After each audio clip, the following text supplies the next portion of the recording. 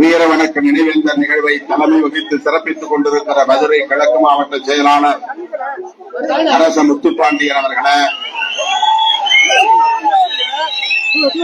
அனைவரையும் வரவேற்று சிறப்பித்திருக்கிற கொட்டாம்பட்டி தெற்கு ஒன்றிய செயலாளர் கம்பூர் கார்மேகம் அவர்களே, இதனை முன்னிலை வகித்து சிறப்பித்துக் கொண்டிருக்கிற கட்சியின் முன்னோடிகள், மூத்த பொறுப்பாளர்கள் ஐயாவு, சந்திரமோகன், முத்தமிழ் பாண்டியன், நல்ல தம்பி, அமுதன், வெள்ளை தமிழன், பூவிராஜன், நடு கண்ணன், ராஜ்குமார், துரை, முடியாண்டி ஆகிய தோழர்களே,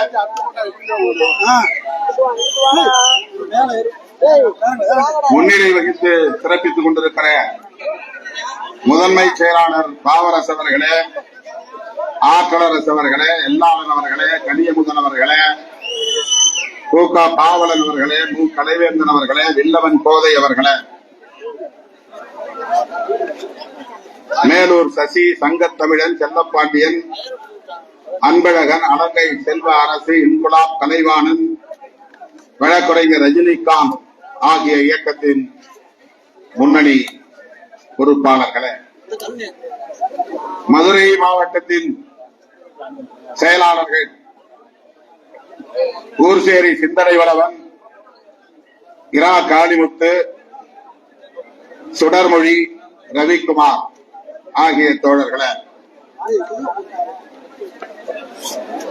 மாநில பொறுப்பாளர்கள் தமிழந்தி, திருக்குமரன், மாலின், கோஸ், கதிரவன், அகரன், பாண்டியம்மாள், கதிர்பாண்டியன், மேலவளவு கருப்பையா, விடுதலை புலியம்மாள். கொஞ்சம் உதவி உட்காருங்க, கொஞ்சம் கருணை காட்டுங்க, எனக்கு கொஞ்சம் காத்துக்கிட்டு, கொஞ்சம் கருப்பு சட்டை மட்டும் கீழே உட்காரு, கீழே உட்காரு தம்பி, அத மேல யாரும் கையை வைக்காதீங்கப்பா, கீழே உட்காருங்க, அது மேல தம்பி தள்ளி தள்ளி தம்பி, ஏய் தள்ளி,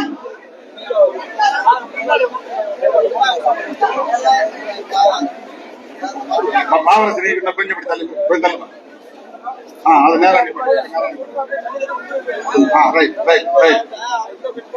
உங்க கருணைக்கு நன்றி. விடுதலை புலியம்மாள், மோகனா, செயல்வீரன், ஆசைமுகம், முருகேசன், பூதக்குடி மணியரசு, வழக்குரைஞர் சரவணன், காமராஜ், பந்தல்குடி ரவி, ஓவியர் முதல்வன், தங்கப்பாண்டியன், இளந்தென்றன், ITI முத்தையா, DPI முத்து, SP மணிகண்டன், புதூர் ரவி, சி மோகன், மேலவாசல் மாரி, சீனி நயினார் முகமது, சிறுத்தை ராஜா, சலேஷ் துரை, அந்தோனி குரூஸ், விஜயா நெல்சன், ஓவியர் ஆதவன், ரேவதி அழகர்சாமி, கலைச்செல்வன், IT முத்தையா, குட்குடம் முத்தையா, பார்த்தசாரதி, பரந்தாமன் ஆகிய தோழர்களே,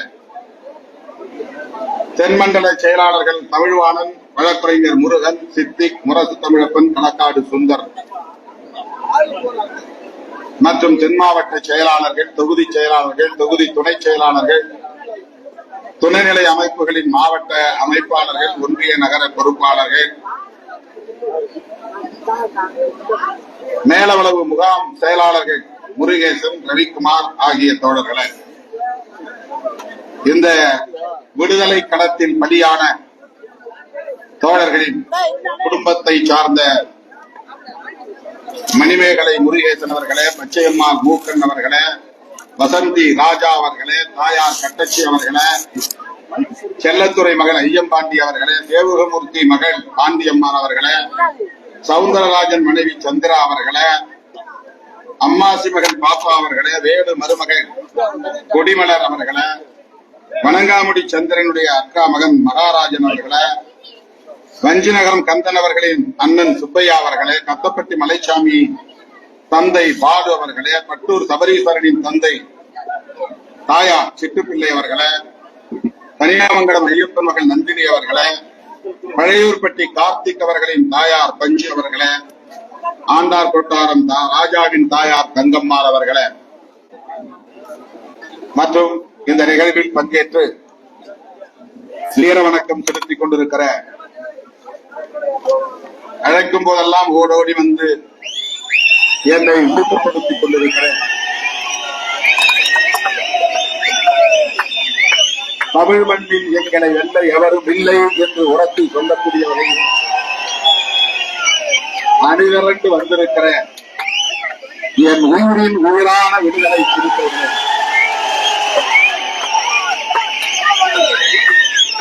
உங்கள் அனைவருக்கும் என்னுடைய பணிவார்ந்த வணக்கத்தை தெரிவித்துக் கொள்கிறேன்.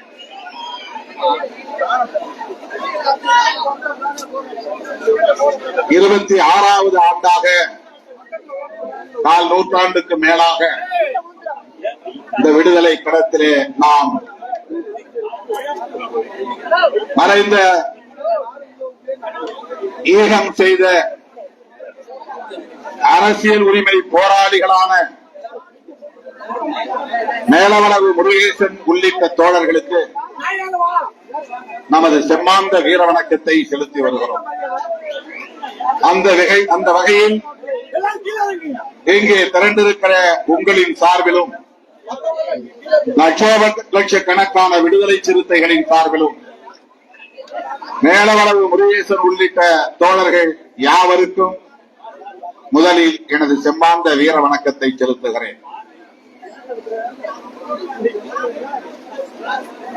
முருகேசனின் ஈகம் எத்தகையது என்பதை ஆண்டுதோறும் நான் சொல்லிக் கொண்டிருக்கிறேன்.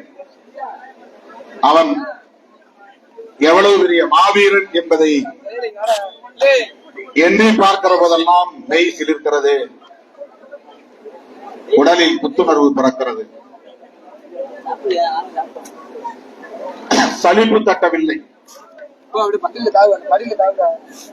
தமிழ்மண்ணில் நான் அறிந்த வரையில் மேலவளவு முருகேசன் துணிந்து சாவை வரவேற்றவன், அழைத்தவன், ஈகம் செய்ய, தியாகம் செய்ய துணிந்தவன். சாதி வெறியர்கள் அச்சுறுத்தல் விடுத்த நிலையிலும் கூட அதனால் என்ன, தலை போனாலும் ஒடுக்கப்பட்ட மக்களுக்கான அரசியல் உரிமைகளை வென்றெடுத்தே தேருவேன் என்று நெஞ்சுரத்தோடு களமிறங்கிய ஒரு போராளி, இசகு பிசகாக மாட்டி சாதி வெறியர்களால் படுகொலை செய்யப்பட்டவன் அல்ல. தெரியாமல் மோடுமுட்டித்தனம் என்பார்கள் மதுரை மாவட்டத்திலே. அப்படி எந்த விவரமும் இல்லாமல் மோடுமுட்டித்தனமாக போய் ஆளும் தெரியாமல் காலை விட்டு அகப்பட்டுக் கொண்டவன் அல்ல முருகேசன். இந்த முடிவை எடுத்தால் எத்தகைய நெருக்கடியை சந்திக்க நேரும் என்பது அவனுக்கு தெரியும். ஆனால் அவன் அஞ்சவில்லை. அதுதான் முருகேசன். மேலவளவு மண் மட்டுமல்ல, ஒட்டுமொத்த மதுரை மண்ணே முருகேசனுக்காக தலைநிமிர வேண்டும், பெருமைப்பட வேண்டும். இன்னும் சொல்ல போனால் ஒட்டுமொத்த தமிழகமே பெருமைப்பட வேண்டும். தமிழுக்கு தலை கொடுத்தான் குமணன் என்று நாம் வரலாற்றில் படித்திருக்கிறோம். ஆனால் ஜனநாயக உரிமைக்காக தலை கொடுத்தான் மேலவளவு முருகேசன் என்பது புதிய வரலாறு.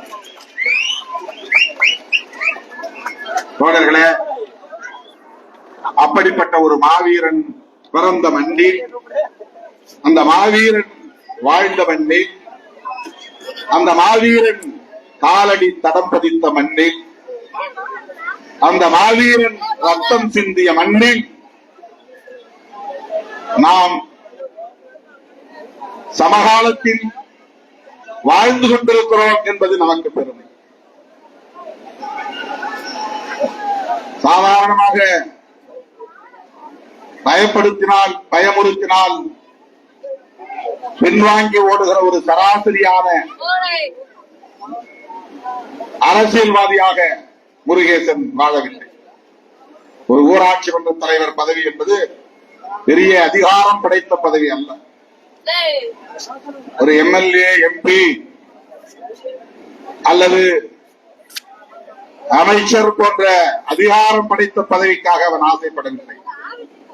எங்களுக்கென்று ஒதுக்கப்பட்ட தொகுதி, எங்களில் யாரேனும் ஒருவன் அதிலே அந்த நாற்காலியிலே போய் அமர வேண்டும், அதை சாதிகரியர்கள் அறியாமல், அரசியல் அறியாமையா தடுக்க பார்க்கிறார்கள் என்கிற போது, தலையை அறுத்தறிவோம் என்று எச்சரிக்கிறார்கள் என்கிற போது, அதை நான் எதிர்கொள்ள தயார் என்று எதிர்கொண்ட ஒரு மாவீரன் தான் மேலவளவு முருகேசன். என்னை தேடி மதுரை தல்லாகுளத்தில் நான் தங்கியிருந்த போது என் அறைக்கு வந்த முருகேசனை பார்த்து நான் கேட்டேன், ஏன் நீங்க ரிஸ்க் எடுக்கிறீங்க? சாதி வெறியர்கள் இப்படி அச்சுறுத்துகிற போது கொஞ்சம் நிதானமாக இதை கையாளலாமே, அதிகாரிகளிடம் முறையிட்டு விட்டு நீங்கள் பொறுமை காக்கலாம், விண்ணப்பம் செய்ய வேண்டாம் என்று நான் அவரிடத்திலே சொன்ன போது ரொம்ப சாதாரணமா சொன்னாங்க, அண்ணன் அப்படி வெட்டினா வெட்டுட்டேன், நான் நிக்கிறேன், உங்க சப்போர்ட். அப்படியே அந்த காட்சி இன்னும் என் கண் முன்னால் நிழலாடி கொண்டிருக்க. உங்க சப்போர்ட் வேணும். அன்றைக்கு விடுதலை சிறுத்தைகள் கட்சி தேர்தல் அரசியலில் ஈடுபட வேண்டாம் என்று நிலைப்பாட்டை எடுத்திருந்த நேரம் அதுதான் முக்கியம். நமக்கு எலெக்ஷன் வேண்டாம், தேர்தலில் நிக்க வேண்டாம், ஓட்டு போட வேண்டாம், ஓட்டுக்காக மக்கள்கிட்ட போய் நாம பிரச்சாரம் செய்ய வேண்டாம். அம்பேத்கர் பாதையில, பெரியார் பாதையில நம்மாலான தொண்டு செய்வோம். இதுதான் என்னுடைய நிலைப்பாடாக. வேற எந்த முனைப்பும் நம்மிடத்திலே இல்லை, முயற்சியும் இல்லை, வேட்கையும் இல்லை. பொதுவா இன்னைக்கு இயக்கம் தொடங்குகிற எல்லோரும் அதிகார வேட்கை உள்ளவர்களாக இருக்கிறார்கள். நாம் அப்படி நினைக்கவில்லை. என்னை, என் தலைமையை ஏற்றுக்கொள்ளுகிற தோழர்கள் காவல்துறையின் அடக்குமுறைகளுக்கும் தயாராக வேண்டும், கைது போன்ற ஒடுக்குமுறைகளுக்கு தயாராக இருக்க வேண்டும், சிறை கம்பிகளுக்குள் வாழ்வதற்கும் தயாராக வேண்டும் என்றுதான் நான் அழைப்பு விடுத்தேன். இன்றைக்கு எல்லோரும் ஆற்றல் அரசு போன்ற தம்பிகள் எல்லாம் சாட்சியமாக இங்கே மேடையில் அமர்ந்திருக்கிறார்கள். அவர்கள் அத்தனை பேரும் அப்படித்தான் என் பின்னால் அணிதிரண்டார். வெறும் 20-25 பேரை கொண்டுதான், அதுவும் மேலூர் வட்டாரத்தை சார்ந்த 25 பேரை கொண்டுதான் இந்த இயக்கம் உருவானது. இது மேலூர் மண்ணிலிருந்து எடுத்து உருவான சிற்பம் விடுதலை சிறுத்தைகள் கட்சி என்பது. மேலூர் மண்ணிலிருந்து எடுத்த தீயை கொண்டு வளர்த்த பெரும் தீ, ஊழி தீ விடுதலை சிறுத்தைகள் கட்சி. இன்றைக்கு யாராலும் இந்த தீயை அணைக்க முடியாது, விடுதலை சிறுத்தைகளை எவராலும் வீழ்த்த முடியாது என்கிற அளவுக்கு இது வலிமை பெற்றிருக்கிறது. மேலூர் வட்டாரத்தை சார்ந்த தம்பிகளோடு புறப்பட்ட எனது பயணத்தில் இடையிலே என்னை சந்தித்த ஒரு போராளிதான் மேலவளவு முருகேசன். உண்மையான ஹீரோ மேலவளவு முருகேசன். சினிமாவில் வரக்கூடிய நாயகன் கிடையாது, பஞ்சு டயலாக் பேசக்கூடிய ஹீரோ அல்ல. சாதாரணமா சொன்ன அப்படி போனா போட்டு தலையை வெட்டினா விட்டுட்டு, இதான் பஞ்சு டயலாக். முருகேசன் பேசிய பஞ்சு டயலாக் அவன் ஆன்மாவிலிருந்து வந்த வார்த்தைகள், அவருடைய ஆழ் மனதிலிருந்து பீரிட்டு வெளிவந்த சொற்கள். அதற்கு எவ்வளவு பெரிய வலிமை இருக்கிறது என்பதை நான் இன்றைக்கு எண்ணி பார்க்கிறேன். அந்த மாமனிதன், மாவீரன் மேலவளவு முருகேசன் பிறந்த இந்த மண்ணில் ஆண்டுதோறும் நாம் உறுதியேற்கிறோம். விடுதலை சிறுத்தைகள் கட்சி எத்தனை கொள்கைகளை பேசினாலும், அம்பேத்கரின் சிந்தனைகளை பரப்பினாலும், பெரியாரின் சிந்தனைகளை உள்வாங்கிக் கொண்டாலும், மார்க்ஸ் அவர்களின் உலகளாவிய தத்துவத்தை உள்வாங்கிக் கொண்டாலும், அனைத்தையும் ஒருங்கே சேர்த்து நாம் முன்வைத்திருக்கிற 3 முழக்கங்கள் அமைப்பாய் திரள்வோம், அங்கீகாரம் பெறுவோம், அதிகாரம் வெல்வோம் என்பதுதான். இதுதான் இயக்கம். அதற்காகத்தான் கட்சி, அதற்காகத்தான் அன்றும் பகலும் ஓட்டம். ஓய்வில்லாமல், உறக்கம் இல்லாமல், ஒரு நொடி கூட தனிமை இல்லாமல் ஓடிக்கொண்டே இருக்கிறோம். 35 ஆண்டுகளாக அன்றைக்கு தொடங்கிய ஓட்டம் 35 ஆண்டுகளாக நில்லாமல் ஓடிக்கொண்டே இருக்கிற ஓட்டம், சிறுத்தைகளின் ஓட்டம். நம்மோடு நமது காலத்தில், சமகாலத்தில் இந்த அரசியல் களத்தில் பயணத்தை தொடங்கியவர்கள் எங்கோ காணாமல் போனார்கள், மறைந்து போனார்கள், சிதறி போனார்கள்,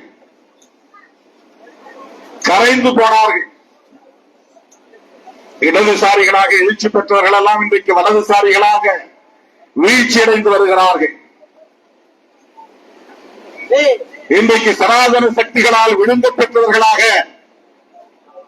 மாறியிருக்கிறார்கள். 1990களின் தொடக்கத்தில் என்ன கொள்கை முழக்கத்தை முன்வைத்து இந்த இயக்கம் தனது அரசியல் பயணத்தை தொடங்கியதோ அதே நீதியத்தோடு இயங்கிக் கொண்டிருக்கிற ஒரு பேர் இயக்கம் தான் விடுதலை சிறுத்தைகள் கட்சி.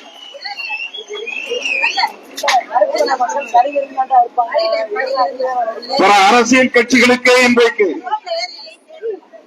கொள்கை அடிப்படையில் வழிகாட்டக்கூடிய, திசையை எது என்று சுட்டிக்காட்டக்கூடிய திறம்பெற்ற ஒரு பேர் இயக்கமாக இந்த இயக்கம் வளர்ந்திருக்கிறது.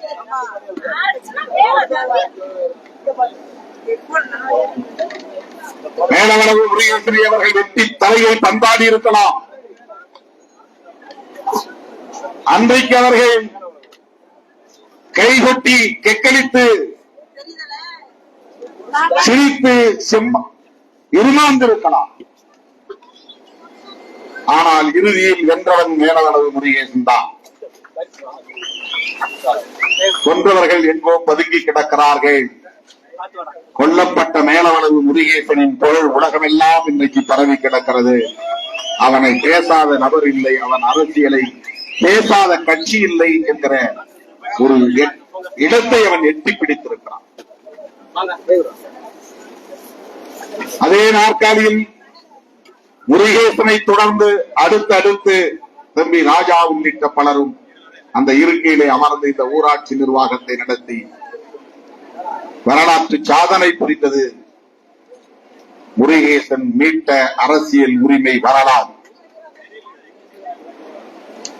தோழர்களே, இது ஒரு ஊராட்சி அதிகாரம். புரட்சியாளர் அம்பேத்கர் கண்ட கனவு ஆட்சி அதிகாரம். மேலவளவில் இருந்து புதுதில்லி வரையில் இது விரிவாக்கம் பெற வேண்டும். இது மேலவளவு ஊராட்சி நிர்வாகத்தோடு மட்டும் தொடர்புடைய போராட்டம் அல்ல. புரட்சியாளர் அம்பேத்கர் கண்ட கனவு ஒடுக்கப்பட்ட மக்களின் கைகளில் ஆட்சி அதிகாரம் வேண்டும். கோரிக்கை கொடுக்கிறவர்களாக, மனுக்களை தரக்கூடியவர்களாக, காலம் காலமாக இவர்கள் அடிமை சகதியிலே உழலக்கூடியவர்களாக இருத்தல் கூடாது. ஆளுமை மிக்க சக்திகளாக எழுச்சி பெற வேண்டும். ஆட்சி அதிகார பீடத்தில் இவர்கள் அமர வேண்டும். இதுதான் புரட்சியாளர் அம்பேத்கர் கண்ட கனவு. அந்த பார்வை, அந்த புரிதல், அந்த தொலைநோக்கு விடுதலை சிறுத்தைகள் கட்சிக்கு உண்டு என்பதை அவ்வப்போது நாம் நிறுவிக்காட்டி வருகிறோம். நம்மை பலரும் சராசரி அரசியல் கட்சியாக மதிப்பீடு செய்கிறார்கள். ஆசை காட்டி மாயவலையில் வீழ்த்து பார்க்கிறார்கள். சில இடங்களில் போட்டியிட வாய்ப்பு கொடுத்தால் போதும், அதை விட நாங்கள் கூடுதலாக தருகிறோம் என்று சொன்னால் போதும், அந்த ஆசை வார்த்தைகளுக்கு மயங்கக்கூடியவர் திருமாவளவன் என்று சராசரி அரசியல்வாதியாக மதிப்பீடு செய்கிறார். நான் இதை தற்பெருமையாக இங்கே சொல்லவில்லை. என் தலைமையை ஏற்றுக்கொண்ட நீங்கள் என்னை புரிந்து கொள்ள வேண்டும் என்பதற்காக சொல்லுகிறேன்.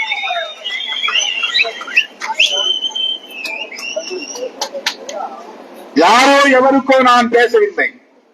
என் உயிரின் உயிரான விடுதலை சிறுத்தைகளுக்காக பேசுகிறோம். யாருக்கும் நான் விளக்கம் சொல்ல தேவையில்லை. ஆனால் உங்களை குழப்புகிறவர்களிடமிருந்து உங்களுக்கு உரிய விளக்கத்தை தர வேண்டியது என்னுடைய கடமை, என்னுடைய பொருள்.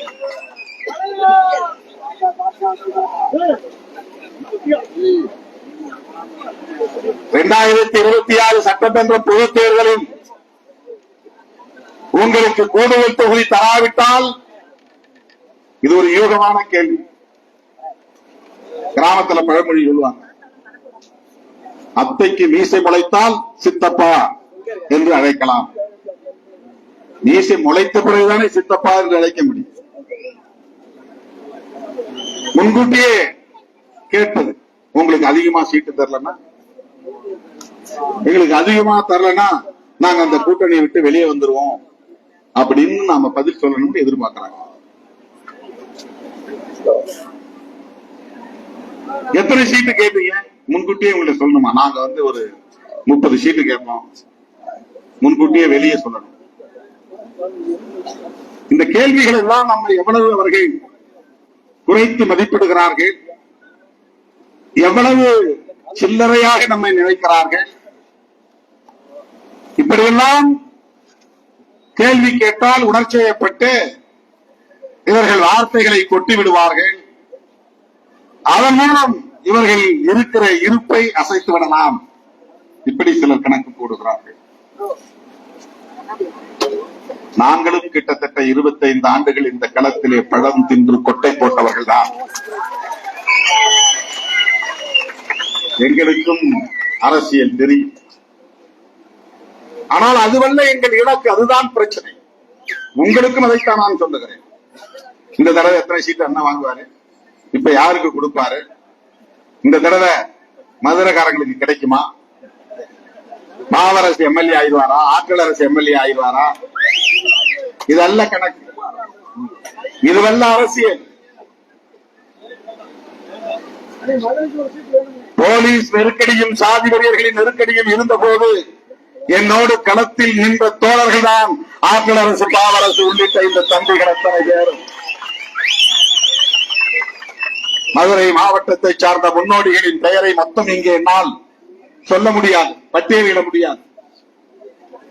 அன்றைக்கு திருமாவளவன் நம்மை அழைத்துக் கொண்டு சட்டமன்றத்திற்குள்ளே போவார் என்று யாரும் கனவு காணவில்லை, அப்படி விரும்பி வரவில்லை. நடுராத்திரி 12 மணி வரையில் என்னோடு இருந்துவிட்டு 12 மணிக்கு மேலே கடைசி பேருந்தை பிடித்து மேலூரில் இருந்து இறங்கி கல்லம்பட்டி அருகே நடந்தே போகக்கூடிய, தனிமையில் நடந்தே போகக்கூடிய நிலைதான் ஆற்றல் அரசு ஐயாவு போன்ற தம்பிகளுக்கு. அப்போது ஆற்றல் அரசை சாதி வெறியர்கள் சுற்றி வளைத்து கழுத்திலே கத்தியை வைத்து குரல் விலையை எடுக்க முயற்சித்தார்கள். இதெல்லாம் நடந்தது. அதையெல்லாம் தாண்டி என்னோடு நின்றவர்கள். பெரிய அரசியல் புரிதல் கிடையாது, ஒரே நம்பிக்கை, திருமாவளவன் சொல்வது சரியாக இருக்கும், திருமாவளவனோடு நிற்போம் என்பதுதான். திருமாவளவன் பேசுகிற அரசியல் அம்பேத்கர் அரசியல், நம்புவோம் என்பதுதான். அன்றைக்கு நான் இந்த களத்திலே அடியெடுத்து வைத்த போது எனக்கு பெரிய அரசியல் புரிதல் கிடையாது. நான் எந்த அரசியல் கட்சியிலும் இருந்து பணியாற்றி அனுபவம் பெற்றவன் அல்ல. சட்டக்கல்லூரி மாணவனாக இருந்த போதே இந்த பொறுப்பை ஏற்றுக்கொண்டவன் நான். படித்துக் கொண்டிருக்கிற போதே அரசு ஊழியனாகவும் இருந்தேன். அரசு ஊழியனாக இருக்கிற போதே இந்த பொறுப்பையும் ஏற்றுக்கொண்டேன். தலித் என்கிற வார்த்தையை தவிர வேறொன்றும் எனக்கு தெரியாது. புரட்சியாளர் அம்பேத்கர் என்கிற சொல்லை தவிர வேறு ஒன்றும் தெரியாது.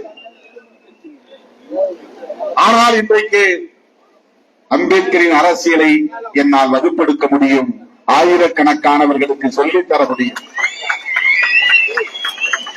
அகில இந்திய அளவிலே தலித் அரசியல் என்ன என்பதை சொல்லி ஒரு தாக்கத்தை ஏற்படுத்தி இருக்கிறோம். இன்றைக்கு மராட்டிய மண்ணில் இருந்து வந்து சிறுத்தை கொடியை நாங்கள் மகாராஷ்டிராவில் ஏற்றுகிறோம் என்று ஏற்றுகிறார்கள்.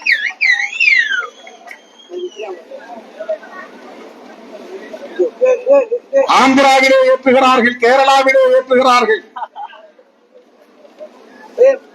தெலுங்கை தாய்மொழியாக கொண்டவர்கள் வீதி வீதியாக இன்றைக்கு விசிகே என்று முழங்கிக் கொண்டு போகிறார்கள். தோழர்களே, தேர்தல் அரசியலை 10 ஆண்டு காலம் புறக்கணித்தோம். 1999ஆம் ஆண்டிலிருந்து கால் நூற்றாண்டு காலம் இந்த தேர்தல் அரசியல் களத்தில் இருக்கிறோம். சாதி வெறியர்களின் நெருக்கடி ஒருபுறம், காவல்துறை உள்ளிட்ட அதிகார வர்க்கத்தின் நெருக்கடி ஒருபுறம், ஊடகங்களின் நெருக்கடி ஒருபுறம், பரிந்துரைக்க ஆள் இல்லை, எந்த பின்புலமும் இல்லை, பொருளாதார உதவி கிடையாது. இப்படிப்பட்ட அனைத்து குறைபாடுகளோடும் இந்த களத்தில் 25 ஆண்டுகள் தாக்கு பிடித்திருக்கிறோம் என்றால் இது இமாலய சாதனை, சாதாரணமானதல்ல.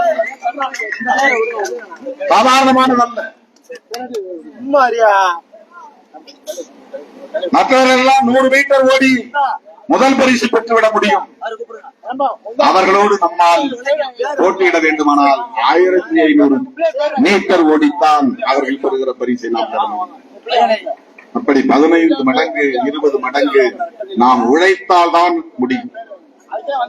அதனால்தான் ஒரு நாளைக்கு 20 மணி நேரம் ஓடிக்கொண்டே இருக்கிறேன். நள்ளிரவு நேரங்களிலும் தோழர்களை சந்தித்துக் கொண்டே இருக்கிறேன்.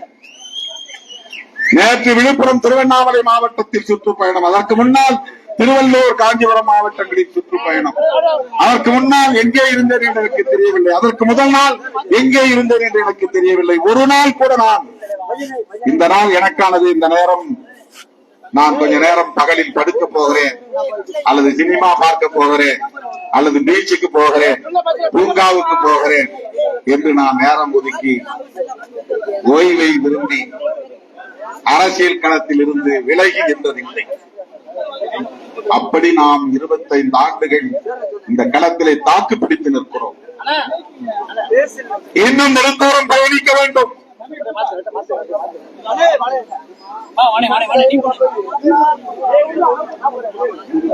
இப்படி ஒரு 100 பேரை வச்சுக்கிட்டு தான் கஷ்டமா இருக்கணும். இங்க 5000 பேருக்கு மேல அமைதியா உட்கார்ந்து மேடையில ஒரு 100 பேர், எங்க போனாலும் இப்படி ஒரு பிரச்சனை.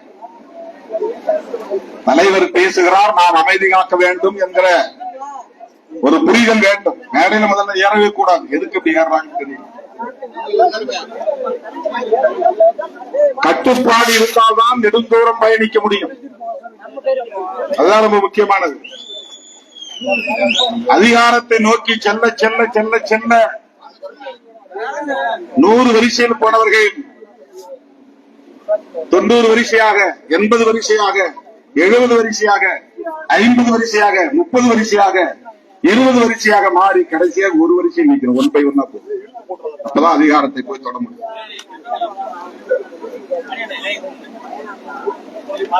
அதிகாரத்தை நோக்கி நகருகிற பாதை ஊசி முனை பாதை. அங்க டிசிப்ளின் வேணும். 1 by 1 தான் போகணும். கும்பலா போனா போக முடியும். நெடுந்தூரம் பயணிக்க வேண்டும். சாதாரணமானதல்ல. அம்பேத்கர் அரசியலை பேசுவது சாதாரணமானதல்ல. பொதுவா அரசியல் பேசலாம். நாங்க ஆட்சிக்கு வந்தால் இதை செய்வோம், அதை செய்வோம் என்று பொதுவா அரசியல் பேசலாம். எங்களுக்கு ஓட்டு போடுங்க, எங்க ஒரு முறை ஆட்சியில உட்கார வைங்க, இப்படிதான் சராசரி அரசியல்வாதிகள் பேசுகிறார்கள். 50 வருஷத்துக்கு மேல திமுக அதிமுக ஆண்டு விட்டார்கள். இப்ப நாங்க புதுசா வந்திருக்கிறோம், ஒரு முறை எங்களுக்கு ஆட்சி கொடுத்து பாருங்க. இதுதான் அரசியல். இந்த அரசியல் யாரும் பேசலாம். ரோடு போடுறோம், வீடு கட்டி தரோம், இந்த அரசியல் யாரும் பேசலாம். அம்பேத்கர் அரசியல் பேசுவது மிகவும் கடினமானது. அம்பேத்கர் அரசியல் என்பது வெறும் வெல்ஃபேர் ஸ்கீம்ஸ் கிடையாது.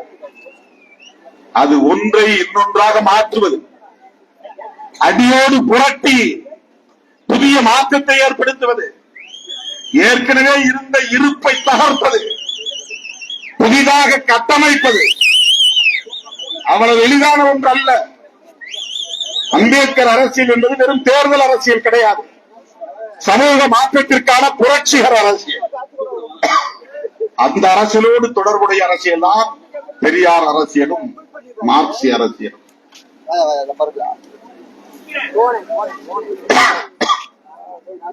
அம்பேத்கர் அரசியல் என்பது எத்தனை பேர் சட்டமன்றத்திற்கு போக வேண்டும் என்பதல்ல, எத்தனை பேரை அரசியல் பேச வைத்திருக்கிறோம் என்பதுதான் அம்பேத்கர் அரசியல். 4 பேர் சட்டமன்றத்துக்கு போனாங்க சாதிச்சிட்டோம் அப்படின்னு அர்த்தம் கிடையாது. எங்க கட்சியில 4000 பேரும் அரசியல் பேசுவார்கள் என்பதுதான் அம்பேத்கர் அரசியல். எங்கள் கட்சியிலே 4 லட்சம் பேரும் அரசியல் பேசுவார்கள், அதுதான் அரசியல். நீ மற்ற அரசியல் கட்சிக்காரங்களை முக்கியமான ஒரு 10 பேரை திரட்டி மேடையில உட்கார வச்சு சமூக நீதினா என்ன சொல்லுங்க, ஒரு 10 பேர் எழுதி கொடுங்க, யாருக்கும் எழுத தெரியாது. ஆனா அவங்க அரசியல் பேசுவாங்க, ரொம்ப ராஜதந்திரமா வேலையெல்லாம் செய்வாங்க, தேர்தல்ல ஜெயிச்சும் போயிடுவாங்க. ஆனா சமூக நீதினா என்ன, அம்பேத்கருடைய பங்களிப்பு என்ன சொல்ல முடியுமான்னா பெரும்பாலான பேருக்கு தெரியும், வரலாறு தெரியும். அம்பேத்கர் அரசியலை கற்பதும் கடினம், அம்பேத்கர் அரசியலை பேசுவது கடினம், அம்பேத்கர் அரசியலை நடைமுறைப்படுத்துவது கடினம்.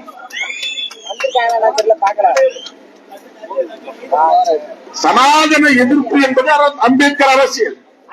தேர்தல் அரசியல் இருந்து கொண்டு ஒருவன் சனாதன எதிர்ப்பை பேசுகிறான் என்றால் அந்த தெம்பு, திராணி, கெத்து சிறுத்தைகளுக்கு மட்டுமே உண்டு, சிறுத்தைகளுக்கு மட்டுமே உண்டு. அது சாதாரணமான ஒன்று அல்ல. தேர்தல் அரசியலில் நிற்காத திராவிடர் கழகம் பேசிவிட முடியும், அவங்க பேசிட்டு தான் இருக்காங்க காலங்காலமா.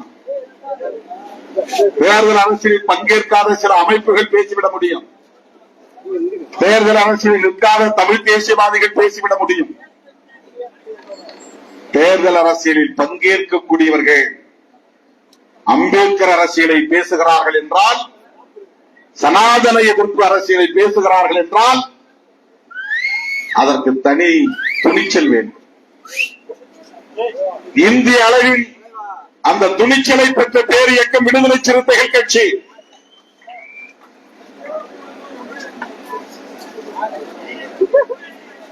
அந்த துணிச்சல், இதையும் நான் தற்பெருமை என்ற அடிப்படையில் பேசவில்லை தோழர்களே, இதை நீங்கள் புரிந்து கொள்ள வேண்டும்.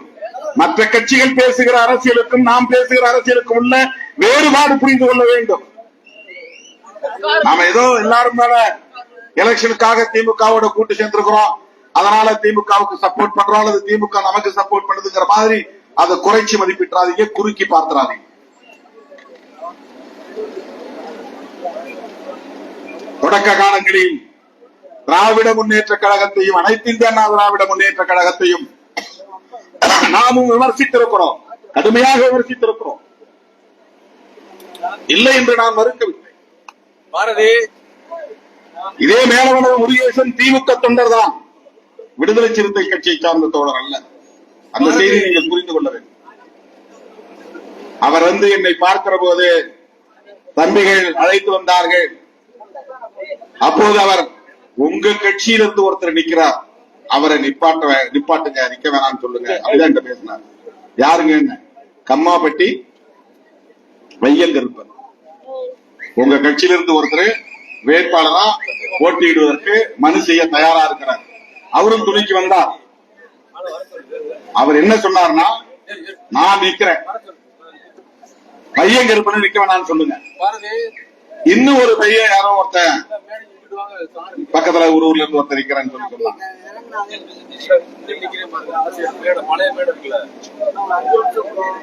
வீரன் அவங்களெல்லாம் நாங்க நிப்பாட்டிடுறோம். ஆனா உங்க கட்சிக்காரன், நான் சொன்ன எங்க கட்சியில யாரும் நிக்க மாட்டாங்களே அப்படின்னு. இல்ல நிக்கிறா, உடனே சொன்ன, இல்ல நான் நிக்கல அப்படின்னு. அப்பதான் அவர் வந்து திமுகன்னு எனக்கு தெரியும். நான் யார் என்ன தேடி வந்தாலும் எந்த கட்சின்னு நான் பார்க்க மாட்டேன். பாதிக்கப்பட்டவன் அவ்வளவுதான் என்னுடைய பார்வையில. நீ அண்ணா திமுகவா, திமுகவா, காங்கிரஸா, கம்யூனிஸ்டா அப்படிலாம் கிடையாது. விக்டிம். இன்னைக்கு என்னுடைய பார்வை அதுதான். எஸ்சியா நான் எஸ்சியா அதையும் நான் பார்க்க மாட்டேன். விக்டிம், பாதிக்கப்பட்டவர்கள். நம்ம கிட்ட வந்தா அவருக்கு நீதி கிடைக்கணும் நம்பி வர்றா, நம்மால என்ன செய்ய முடியுமோ செய்யறோம், அவ்வளவுதான். ஆகவே மேலவனது முருகேசன் வந்து என் இடத்திலே சொன்ன போது அவன் திராவிட முன்னேற்ற கழகத்தை சார்ந்தவர் என்பதனால் நீ திமுக கார போய் உங்க கட்சிக்காரங்களை பாருங்கன்னு நான் சொல்லல. உங்களுக்கு துணையா எங்க தம்பிங்க இருப்பாங்க எல்லாத்தையும் சொல்லி அனுப்பிச்சு விட்டேன். அப்பா நீங்க போய் நின்று அன்னைக்கு இதே இன்னைக்கு ஜஸ்டின் திரவி என்கிற தமிழேந்தி அவங்க தலைமையில ஒரு டீம் இங்க வந்து ஒர்க் பண்ணாங்க எலெக்ஷன் நேரத்தில். யார்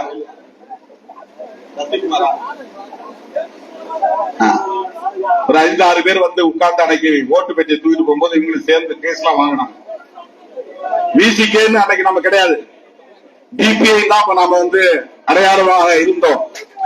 அந்த நேரத்தில் துணிந்து தேர்தல் அரசில் நாங்கள் நிற்காவிட்டாலும் கூட உங்களுக்காக முதலாக இதை செய்கிறோம் என்று சொன்னோம். இதுதான் அம்பேத்கர் அரசியல். இந்த அரசியலை எந்த கட்சியாலும் செய்ய முடியாது, எந்த கட்சியாலும் செய்ய முடியாது, எந்த கட்சியாலும் செய்ய முடியாது. அம்பேத்கருக்கு படம் வைக்கலாம், அம்பேத்கருக்கு பூ தூவலாம், அம்பேத்கருக்கு சிலை வைக்கலாம், அம்பேத்கருக்கு மாலை போடலாம், அவ்வளவுதான் மற்ற கட்சிகளால செய்ய முடியும். அம்பேத்கர் அரசியலை செய்யக்கூடிய ஆற்றல், துணிச்சல் விடுதலை சிறுத்தைகள் கட்சிக்கு உண்டு. அதனால்தான் நான் சொல்லுவேன், எத்தனை பேர் கட்சி தொடங்கினாலும் நம்மோடு அவர்களால் நம்முடைய களத்தில் போட்டியாளராக வந்து நிற்க முடியாது. கட்சி தொடங்குவாங்க, புதிதாக பல கட்சிகள் தோன்றின, ஆனால் சிறுத்தைகள் இயக்கத்திலிருந்து ஒருவர் கூட அப்படி வெளியேறவில்லை. சினிமாவில் பார்த்த முகம், கதாநாயகர் என்கிற அவதாரம், எத்தனை பேர் வந்தாங்க? விஜயகாந்த் உட்பட வந்தாங்க. விடுதலை சிறுத்தைகளின் களம் வேறு, விடுதலை சிறுத்தைகளின் அரசியல் வேறு, விடுதலை சிறுத்தைகளின் இலக்கு வேறு. இதை நாம் புரிந்து கொள்ள வேண்டும். இயக்கத்தில் இருக்கிற ஒவ்வொருவரும் புரிந்து கொள்ள வேண்டும். யாரையும் நாம் போட்டியாக கருத தேவையில்லை, யாரையும் போட்டியாக கருதி குழப்பிக் கொள்ள தேவையில்லை. இந்த இயக்கத்தை இன்னொரு அரசியல் கட்சியால் ஒருபோதும் சிதறடிக்க முடியாது. நம்முடைய கட்டுப்பாடு இருந்தால் இன்னும் பல 10 ஆண்டுகள் இந்த இயக்கம் வீரியத்தோடு முன்னேறி செல்லும். பொதுமக்களுடைய அங்கீகாரத்தை நம்மால் பெற முடியும், அனைத்து தரப்பு மக்களின் அங்கீகாரத்தை பெற முடியும். விடுதலை சிறுத்தைகள் கட்சி ஒரு தனித்த அடையாளம் கொண்ட கட்சி என்கிற அங்கீகாரத்தை பெற முடியும். ஒவ்வொருவரும் அரசியல் பேச வேண்டும், அந்த அளவுக்கு நம்மை ஆளாக்கி கொள்ள வேண்டும். அருமை தோழர்களே, இந்த தேர்தலில் என்ன முடிவெடுத்தாலும் வழக்கம் போல் நீங்கள் ஒத்துழைப்பு நல்கிறீர்கள் என்பதிலே எனக்கு எந்த மாற்று கருத்தும் இல்லை. நாம் ஒரு கூட்டணியில் இருக்கிறோம், அந்த கூட்டணியில் தொடர்கிறோம், அதுல எந்த டவுட்டும் கிடையாது. யாராவது குழப்புவாங்க, நீங்க குழப்பிக் கொள்ள வேண்டாம். அந்த கூட்டணியை, மதசார்பற்ற முற்போக்கு கூட்டணியை 8 கட்சிகள் ஒன்று சேர்ந்து உருவாக்கி இருக்கிறோம். நமக்கு அதுல ஒரு பொறுப்பு இருக்கு, ஒரு ரெஸ்பான்சிபிலிட்டி இருக்கு. நமக்கும் மதசார்பற்ற முற்போக்கு கூட்டணியை வலிமைப்படுத்துவதிலும் அதை வெற்றி பெற செய்வதிலும் ஒரு பொறுப்பு இருக்கு. கடந்த தேர்தலில் பல பேர் மனம் திறந்து சொன்ன விஷயம், உங்க கட்சி வலுவா இருக்கிற இடத்துக்கு போனா 400 ஓட்டு இருந்தா 380 ஓட்டு அப்படி கொத்து கொத்தா விழுகிறது, கொத்து கொத்தாக விழுகிறது. மற்ற இடத்துக்கு போனா 50, 60, 100, 120 இப்படிதான் வருது. எல்லா கட்சியும் பங்கு போட்டுக் கொள்கிறார்கள். தமிழ்நாடு முழுவதும் விடுதலை சிறுத்தைகள் எந்த அணியில் இருக்கிறார்கள், அந்த அணியில் கொத்து கொத்தாக வாக்குகள் வந்து குவிந்தன, விழுந்தன. வரலாற்றை பதிவு செய்யும். நாம் தனித்து போட்டியிடாமல் இருந்திருக்கலாம், நமக்கு எத்தனை சதவீதம் வாக்கு வங்கி இருக்கிறது என்பதை உறுதிப்படுத்தாமல் இருக்கலாம். ஆனால் திமுக, அதிமுகவுக்கு அடுத்தபடியாக அனைத்து கிராமங்களிலும் கிளைகளை கொண்ட தமிழ்நாடு முழுவதும் வளர்ந்திருக்கிற, வளர்ச்சி பெற்றிருக்கிற, வலிமை பெற்றிருக்கிற பேர் இயக்கம் விடுதலை சிறுத்தைகள் கட்சி. இன்னைக்கு மேலவளவு போராளிகளின் குடும்பத்தை சார்ந்த தாய்மார்களுக்கு வழக்கமா ஒரு புடவை கொடுப்போம். பானை சின்னத்தையும் நினைவுபடுத்தக்கூடிய வகையில் 7 பேருக்கு எவர் சில்வர் பானை கொடுத்தார். பானை என்பது இன்னைக்கு சிறுத்தைகளின் அடையாளமாக மாறி இருக்கிறது. பானை என்பது கீழடி நாகரிகத்தின் அடையாளமாக இருக்கிறது. பானை என்பது தமிழர்களின் தொன்மைக்கு அடையாளமாக இருக்கிறது. பாருங்க, தொன்மை அப்படிங்கறதா என் பேருக்கு முன்னால தொல் அப்படின்னு. தொல்காப்பியன் என்பவருடைய சுருக்கம் தான் தொல் என்றால் தொன்மை என்று பொருள். தொன்மை அப்படின்னா ஆதிகாலத்தில் தோன்றியது அப்படின்னு அர்த்தம். அது எப்ப தோன்றியது அப்படின்னு சொல்ல முடியாது. ரொம்ப தொன்மை வாய்ந்ததுன்னா ரொம்ப பழமை வாய்ந்ததுதான் அர்த்தம். முதுமை வாய்ந்ததுன்னு அர்த்தம் கிடையாது. முதுமை வேற, தொன்மை வேற. 100 வருஷம் ஒருத்த வாழ்வான்னா 80 வயசானா முதுமை. இது எத்தனை வருஷம் வாழ்வாங்கிறதே தெரியாத காலம். ஆதிகாலத்திலிருந்து இப்ப கீழடியுடைய நாகரிகம் 2500 ஆண்டு காலம் அப்படின்னு கண்டுபிடிச்சிருக்கிறாங்க. அந்த கீழடியில வாழ்ந்த மனிதர்கள் எப்ப வாழ்ந்திருப்பாங்கன்னா 2500 வருஷத்துக்கு முன்னால வாழ்ந்திருக்காங்க இந்த இடத்துல. அதுக்கப்புறம் என்ன காரணத்தினாலும் அது மண்மூடி போச்சு. மண்மூடி போற பிறகு இப்ப தோண்டி பார்த்தா உள்ள பானை கிடைக்குது, ஓடு கிடைக்குது, மஞ்ச ஓடு கிடைக்குது, அவங்க பயன்படுத்தின பொருள் எல்லாம் கிடைக்குது. அதுக்கு முன்னால அது எப்படி இது அழிஞ்சது, எப்படி அங்க மண் மேடானது, புதைந்து போனது எப்படி, அது நமக்கு தெரியாது. ஆனால் அந்த இடத்துல மக்கள் நகரம் போல் வீதி அமைத்து, வீட்டுக்கு வீடு குடிநீர் குழாய் அமைத்து, வீட்டுக்குள்ளிருந்தே கழிவு நீர் குழாய் அமைத்து நாகரிகமாக வாழ்ந்திருக்கிறார்கள். 2500 முன்னால் நாகரிகமாக வாழ்ந்த இனம் தமிழ் இனம். இது இன்றைக்கு ஆந்த்ரோபாலஜிக்கல் சர்வே மானுடவியலும் அந்த ஆய்வு கண்டறிந்திருக்கிற உண்மை. லண்டன்ல ஒரு ஆய்வகம், அவன் ஒரு மண்டை ஒட்டு வச்சு முகத்தையே போட்டான், டிசைன் பண்ணிட்டான். இப்படிதான் அந்த தமிழ் முகம் இருந்திருக்கும் அப்படின்னு. அப்படிப்பட்ட தொன்மை வாய்ந்த ஒரு சமூகம் பல்வேறு காரணங்களால் இன்றைக்கு இழி பெயரை சுமக்கிற நிலை உருவாகி எச்சரிக்கையாக இல்லாமல் போனால், தற்காப்பு உணர்வு இல்லாமல் போனால், எதிர்த்து போரிடுகிற போர்க்குணம் இல்லாமல் போனால், அடுத்த தலைமுறையின் பாதுகாப்பு என்கிற முன்னுணர்வு இல்லாமல் போனால், அதற்கான ஒரு ஆளுமை வாய்ந்த தலைமை இல்லாமல் போனால், ஒரு இனம் இப்படித்தான் சிதறும் இழிவுகளை சுமக்க நேரும். இதையெல்லாம் உணர்ந்த ஒரு மாவணிகர் தான் புரட்சியாளர் அம்பேத்கர். அதனால்தான் அவர் ஒட்டுமொத்த இந்தியாவையே புதிதாக மாற்றி அமைக்க விரும்பினார். நாம தமிழ்நாட்டுக்குள்ள மாற்றம் நிகழ்ந்தா போதும் நினைக்கிறோம். புரட்சியாளர் அம்பேத்கர் ஒட்டுமொத்த இந்தியாவையே புதிய இந்தியாவாக, மாடர்ன் இந்தியா, புதிய இந்தியாவாக உருவாக்க கனவு கண்டார். அந்த கனவுக்கான ஒரு கோட்பாட்டு அறிக்கை தான் கான்ஸ்டிடியூஷன் ஆஃப் இந்தியா, இந்திய அரசமைப்பு சட்டம். அந்த அரசமைப்பு சட்டத்தின் உயிர் மூச்சு கோட்பாடுதான் மதச்சார்பின்மை. அந்த மதச்சார்பின்மையை பாதுகாக்க வேண்டும் என்றுதான் நான் விடுத்த அழைப்பை ஏற்று திருச்சிராப்பள்ளிக்கு திறந்து வந்த இருக்கிறது. ஒரே ஆண்டுக்குள் எத்தனை பேரணி, எத்தனை மாநாடு. ஆளுங்கட்சியினரால் கூட இது முடியாது, ஆண்ட கட்சியினரால் கூட இது முடியாது. யாருக்கும் மனம் கொடுத்து அழைக்கவில்லை, உணவு கொடுத்து அழைக்கவில்லை, வேறு எந்த பொருளும் கொடுத்து அழைக்கவில்லை. தன்னியல்பாக அவரவர் சொந்த செலவிலே அவரவர் ஏற்பாடு செய்திருந்த கூட்டம். வழக்கத்திற்கு மாறாக 4:15 மணிக்கே நான் பேரணியை தொடங்கிவிட்டேன். 7:30 மணிக்கு நிகழ்ச்சியை முடித்து விட்டேன். நம்ம தமிழ்லாம் 7 மணி நேரம் தான் கிளம்பி வராங்க. அண்ணன் இனிமேதான் பேச ஆரம்பிப்பார். நான் முதல்ல கொஞ்சம் 4 மணிக்கு தொடங்கிறேன், 7 மணிக்கு முடிச்சு. இந்த தடவை 4:15 தொடங்கி 7:30 முடித்து விட்டோம். உள்ளே வந்த திரள் 5 லட்சம் பேர் என்றால் வெளியே என்ற திரள் அதுபோல இன்னும் ஒரு மடங்கு திரள். எந்த பத்திரிகையே இல்லை. மதுரையில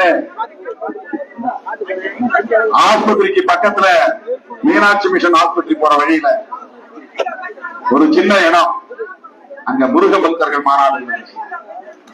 பத்திரிகையில 5 லட்சம் பக்தர்கள் திரண்டார்கள் போடுறான். காலையிலே போடுறான். அது சாயந்தரம் தான் மாநாடு. காலை பத்திரிகையே போடுறான். மாலை பத்திரிகை 2 மணிக்கு பிரிண்ட் ஆகும். மாநாடு 4 மணிக்கு தொடங்குது. 1 மணிக்கு 2 மணிக்கு பிரிண்ட் ஆகிற மாத பத்திரிகையில தலைப்பு செய்திய 5 லட்சம் முருக பக்தர்கள் திரண்டார்கள். ஆனா லட்சக்கணக்கில் திரண்ட சிறுத்தைகள் செய்திய 3 காலம் சிறுத்தா போவான். ஒரு பத்திரிகை நம்ம கூட்டணியில இருக்கிற பத்திரிகை தான் ஆதரவு பத்திரிகை. அவன் மேடையில உட்கார்ந்து இருக்கிற 4 பேர், நாங்க 5 பேர் உட்கார்ந்து படத்தை மட்டும்தான் போவான். 3 காலம் மக்கள் திரண்டு நிற்கிற மாபெரும் பேரணியை அவன் ஒரு செய்தியாக கூட போட்டு 35 ஆண்டு காலம் இந்த களத்தில் நிற்கிறோம். 25 ஆண்டு காலம் தேர்தல் அரசியல் களத்தில் நிற்கிறோம். ஒரு மாநில கட்சியாக அங்கீகாரம் பெற்றிருக்கிறோம் என்ற நிலையிலும் கூட ஊடகங்கள் இருட்டடிப்பு செய்கின்றன. என்னை கூட நான் பேசும்போது என்ன கண் சிரிப்பாவது பார்த்துட்டே இருப்பான். வார்த்தை தடுமாறுது, எந்த வார்த்தையை விடுறாரு. நான் ஏதாவது திட்டிருப்பேன் பசங்களை, அதை எடுத்து போடுவான். பூஸ் பண்ணி ஒரு நாளைக்கு 150 தடவை. எல்லாம் எங்களுக்கு நல்லதுதான். எப்படியாவது எங்க பேரை சொல்லுங்க. நீங்க திட்டுறதுக்காக எங்க பேரை சொல்லுங்க. இவ்வளவு பேர் திரண்டார்கள். திருமாவளவன் இப்படி பேசினாரு, அம்பேத்கர் அரசியலை பற்றி பேசினார்னு ஒருத்தம் போட மாட்டான். எந்த யூடியூப் சேனல்ல வராது. எப்படிப்பட்ட சமூக கட்டமைப்பில் நாம் வாழ்கிறோம் என்பதை நீங்கள் புரிந்து கொள்ள வேண்டும். சிரித்து விட்டு போகக்கூடாது. மதுரையில் நடந்த முருக பக்தர்கள் மாநாடு 5 லட்சம் பேர் திரண்டார்கள். பிஜேபி வளர்ந்து விட்டது. அதுல பெரியாரையும் அண்ணாவையும் கொச்சப்படுத்துறாங்க. அவனுக்கு தப்பி தவறி கூட அம்பேத்கரை கொச்சப்படுத்த மாட்டாங்க. இந்த RSS கும்பிட்ட ஒண்ணு நீங்க புரிஞ்சுக்கணும். RSS பிஜேபி உங்களுக்கு பேரு சங் பரிவார்னு பேரு. சங்குன்னா சங்கம், பரிவார்னா குடும்பம். சங்கம்னா RSS உடைய குடும்ப கட்சிகள் பேர் சொல்லுவாங்க. நாங்க பிஜேபி நடத்துல இந்து முன்னணி நடத்துவோமா? இந்து முன்னணிங்கிறது பிஜேபியுடைய புள்ள, அவன் குடும்பம், அவன் குழந்தை. விஸ்வ இந்து பரிஷத்து அவன் குழந்தை, வேற பேர்ல இருப்பான். ABVP அவங்க மாணவர்களின் அமைப்பு. அந்த மாதிரி அவன் தொழிற்சங்கம். இதெல்லாம் சங்க பரிவாரங்க. கேட்டா அது வேறங்க, நாங்க வேறங்க, நாங்க பிஜேபி, அவங்க இந்து முன்னணி. அந்த நிகழ்ச்சியில பெரியாரையும் அண்ணாவையும் கொச்சைப்படுத்துறாங்க, வீடியோ போடுறாங்க. இந்தியா முழுக்க எந்த இடத்துலயும் அம்பேத்கரை அவன் மறந்தும் கொச்சைப்படுத்த மாட்டாங்க. அவன் மனசுக்குள்ள இருக்கும். ஆனா மோடி, அமித்ஷா உட்பட அம்பேத்கர் எழுதிய அரசமைப்பு சட்டத்தை பலவீனப்படுத்துவார்கள். அதுல புரிய இருப்பாங்க. அம்பேத்கர் பயங்கரமா புகழ்ந்து பேசுவாங்க. அவர் காலடி தொட்டு வணங்குவாங்க. அந்த அரசமைப்பு சட்டத்தை தொட்டு வணங்குவார்கள். ஜெய் பீம் சொல்லுவார்கள். ஆனா அரசமைப்பு சட்டத்தை எப்படி செல்லா காக்க வேண்டும் அதெல்லாம் எப்பவுமே புரியாது. இதை சொல்லுகிற நுட்பம், இந்த நுட்பத்தை சொல்லுகிற துணிச்சல் விடுதலை சிறுத்தைகள் கட்சிக்கு மட்டும்தான். அதுதான் ரொம்ப முக்கியம். இதை வேற யாரும் சொல்ல மாட்டாங்க. அரசமைப்பு சட்டத்திற்கு ஆபத்து என்று நான் மோடி பதவியேற்ற உடனே 500 ரூபாய் நோட்டு செல்லாது என்று சொன்ன உடனே பத்திரிகையாளர் அழைத்து நான் சொன்னேன், கான்ஸ்டிடியூஷனுக்கே ரொம்ப ஆபத்து இருக்கு, திரட்டு இருக்கு. உடனே பாண்டிச்சேரியில அரசமைப்பு சட்டம் பாதுகாப்பு மாநாட்டம். அதுல இப்ப 11 விஷயமா மோடி பிரதமரான நாள்ல இருந்து மதச்சார்பின்மைக்கு ஆபத்து, செக்யூலரிசத்துக்கு ஆபத்து, தொண்டை வரண கத்தி கொண்டிருக்கிறோம். இப்பதான் ஒரு கட்சியா நாம சொல்ற அரசியல் பேச ஆரம்பிக்கிறோம்.